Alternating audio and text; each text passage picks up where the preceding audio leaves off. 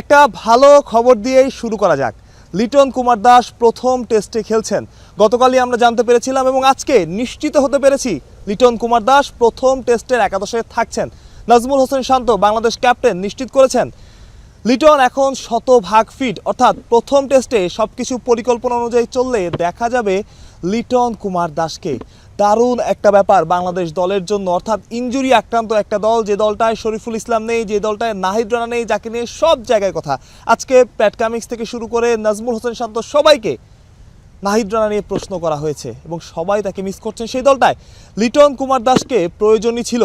Liton Kumar Das fit আছেন এবং তিনি সব কিছু ঠিকঠাক থাকলে আগামীকালের টেস্ট ম্যাচটা খেলতে নামবেন। এখন সবচাইতে বড় প্রশ্নের জায়গা, 23 বছর পর বাংলাদেশ একটা মাঠে খেলতে এসেছে। এই মাঠের কন্ডিশন, এই মাঠের উইকেট খুব একটা বাংলাদেশের চেনা না, তবে কন্ডিশনটা অনেকটা বাংলাদেশের মতোই, অর্থাৎ এশিয়ার মতোই। তাই বাংলাদেশ এখানে সুবিধা পাচ্ছে, খুব বেশি গরমও নেই, খুব বেশি শীতও নেই, খুব ভালো একটা ওয়েদার। তবে উইকেটে ভয়ঙ্কর কিছু অপেক্ষা করছে। একজন টিম অফিসারের সাথে কথা বলছিলাম এবং তিনি বলছিলেন যে 2003-এ তারা যে উইকেটটা দেখেছেন তার চাইতেও এই উইকেটে ঘাস বেশি। অর্থাৎ প্রথম দিনে যারা ব্যাটিং করবেন তাদের জন্য কঠিন একটা চ্যালেঞ্জ অপেক্ষা করতে যাচ্ছে। বাংলাদেশ যদি ব্যাটিং করে, প্রতিপক্ষে কে আছে, মিচেল স্টার্ক থেকে শুরু করে হ্যাজেলহুড থেকে শুরু করে, তারা বাংলাদেশের কঠিন পরীক্ষা নেবে এবং বাংলাদেশকে 200% দিয়ে খেলতে হবে, বাংলাদেশের সেরা ক্রিকেটটা খেলতে হবে। তার সাথে বাংলাদেশের ভাগ্য শতভাগ পক্ষে থাকতে হবে।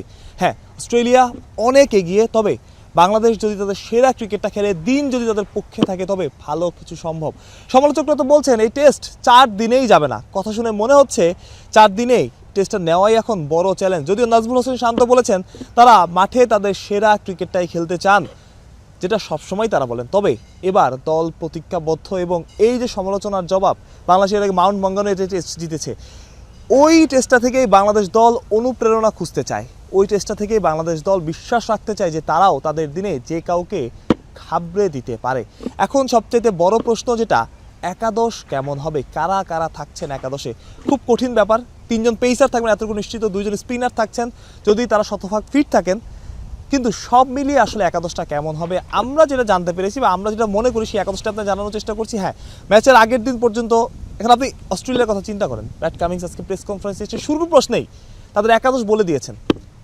নাজমুল হোসেন শান্তকেও সেম প্রশ্ন করা হয়েছিল অস্ট্রেলিয়ান গণমাধ্যম থেকে, তবে শান্ত এখনও নিশ্চিতভাবে কিছু বলতে পারেননি, কারণ বাংলাদেশ দলও এখনও নিশ্চিত না যে কাকে বা কাদের খেলানো হবে বা এটা একটা টেকনিক্যাল মুভ হতে পারে। তবে অস্ট্রেলিয়া এসবের ধার ধারছে না, শুরুতেই তারা তাদের একাদশ জানিয়ে দিয়েছে এবং যেটা বলা হয় যে টিপিক্যাল অস্ট্রেলিয়ান মাইন্ডসেট যেটা, তারা সেইভাবেই এগুচ্ছে। আসলে কোনো ভয় ডর নাই, কোনো চিন্তা নেই, কোনো ভাবনা নেই, তারা তাদের একাদশ জানিয়ে দিয়েছে। বাংলাদেশের একাদশটা কেমন হতে পারে আমরা চাই বা আমরা মনে করি আসলে উইকেট থেকে সব কিছু বিবেচনা এবং অন্যান্য কোচ বা ক্রিকেটার বা ক্যাপ্টেনের সাথে কথা বলে যেমনটা হওয়া উচিত সেটা আপনাদের জানাচ্ছি।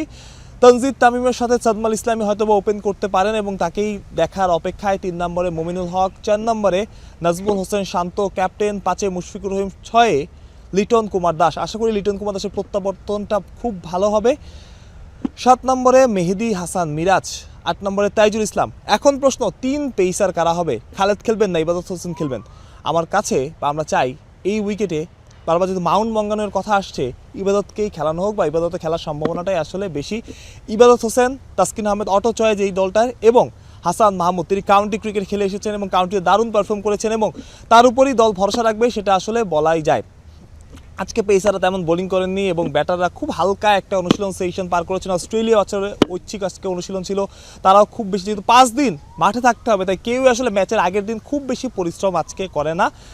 যদি টেস্টটা 5 দিনে গড়ায় আসলে ভালো কিছুই হবে বাংলাদেশের জন্য, বাংলাদেশের জন্য বড় পাওয়া হবে। তবে তার চাইতে বড় পাওয়া এই পজিশনে এসে ওয়ার্ল্ড টেস্ট চ্যাম্পিয়নশিপে খুব ভালো একটা পজিশনে এখন বাংলাদেশ আছে। অস্ট্রেলিয়া আছে 1 নম্বরে, বাংলাদেশ আছে 4 নম্বরে। কোনোভাবে যদি ফলাফল পক্ষে আনা যায়, বাংলাদেশ কিন্তু অনেক দূর এগিয়ে যাবে এবং ভালো একটা সম্ভাবনা তৈরি হবে বড় কিছুর। যেমনটা শুনছিলেন আমাদের একাদশ শুরু থেকে আরও একবার আপনাদের একাদশটা জানিয়ে দেওয়া, সাদমান ইসলাম, তানজিদ হাসান তামিম, মমিনুল হক, নাজমুল হোসেন শান্ত, মুশফিকুর রহিম, লিটন কুমার দাস, মেহেদি হাসান মিরাজ প্রস্তুতি ম্যাচে দারুণ একটা সেঞ্চুরি পেয়েছে, তার কাছে ব্যাট হাতেও এবার প্রত্যাশা থাকবে। তাইজুল ইসলাম, তিনি দেশে এবং দেশের বাইরে খুবই ভালো বোলিং করেন, হয়তো আমরা দেশেরটা নজরে আনি, বাইরেটা নজরে আনি না। 3 পেসার ইবাদত হোসেন, হাসান মাহমুদ এবং তাসকিন আহমেদ। দারুণ একটা দিনের অপেক্ষা এবং আশা করব এই দিনটা বাংলাদেশের হবে, বাংলাদেশের পক্ষেই কথা বলবে। তাইজুল ইসলামের একটা ইনজুরি ছিল, সেই ইনজুরি থেকে যদি তিনি সেরে ওঠেন তবে আমরা তাকে অবশ্যই মাঠে দেখতে চাইবো এবং তিনি অবশ্যই একাদশে থাকবেন, এটা একরকম নিশ্চিত। মাহরুজ প্রত্যয়, বিডি ক্রিক টাইম, ডারউইন, অস্ট্রেলিয়া।